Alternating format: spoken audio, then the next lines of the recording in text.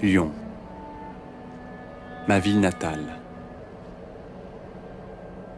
J'étais loin de me douter des événements extraordinaires qui se sont déroulés ici, il y a en somme peu de temps.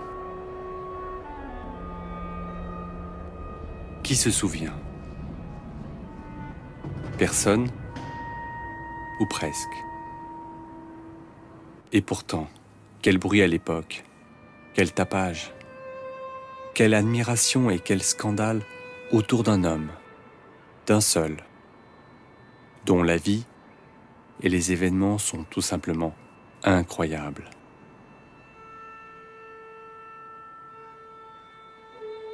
Le nom de Nizier Anthelme Philippe, appelé Maître Philippe de Lyon par ses amis, ne fut plus prononcé, sauf dans quelques cercles intimes. Aujourd'hui, un siècle après sa mort, on chuchote à nouveau son nom. De nouveaux livres sortent, des conférences se tiennent, et maintenant, un film. Si on cherche bien, on peut trouver dans un coin de la ville que sa mémoire est toujours vivante.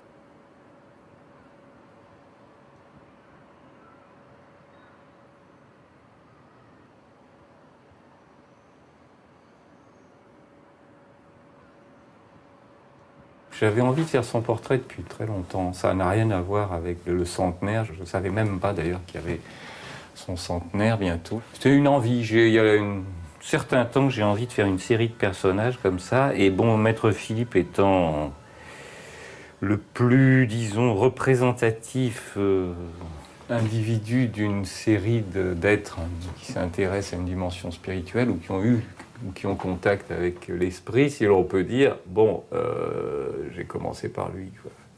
Puis le reste, peut-être, viendra par la suite. Mais il n'est pas simple à saisir, ce Maître Philippe.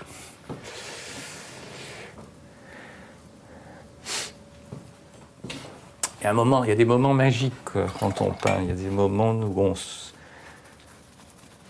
où c'est plus nous qui peignons, c'est quelque chose qui... Nous, on fait le geste en tant que peintre, mais il y a quelque chose qui passe et qui s'inscrit dans la matière et dans la forme, qui ne nous appartient pas, quoi. C'est-à-dire, ce que j'aimerais bien arriver avec Philippe, c'est pour ça que je disais, ce serait bien qu'il me file un coup de main un petit peu, dans la mesure où je ne suis qu'un émetteur-récepteur. Nizier Anthelme Philippe est né en Savoie en 1849, le 25 avril, à l'époque où la Savoie était encore italienne, dans une très modeste famille paysanne, la famille Philippe, qui habitait donc le hameau des Rubatiers sur la commune de Loisieux. Il est l'aîné de 5 enfants. Ses parents se nomment Joseph et Marie, ce qui est déjà une première singularité dans son existence. Sur cette photo, on peut voir la chambre où il est né, ici, la plus au-dessus. Donc le jour de sa naissance, on rapporte qu'il y avait une étoile anormale qui brillait dans le ciel.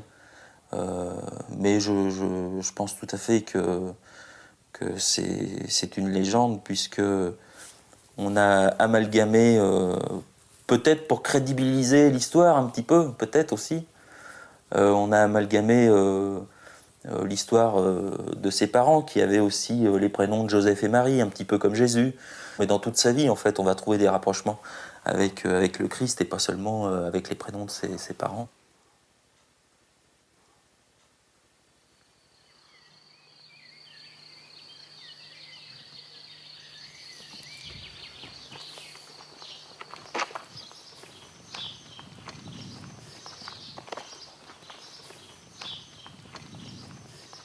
On ne sait pas grand-chose, en fin de compte, de son enfance campagnarde. Si ce n'est qu'il gardait un troupeau de moutons, si ce n'est que dès l'âge de 6 ans, il intriguait le curé du village par certaines de ses manifestations, si ce n'est qu'à l'âge de 13 ans, il avait déjà certains dons, puisqu'il dirissait ses petits collègues, je pense, de l'école, de leurs maux, de leurs petits malaises.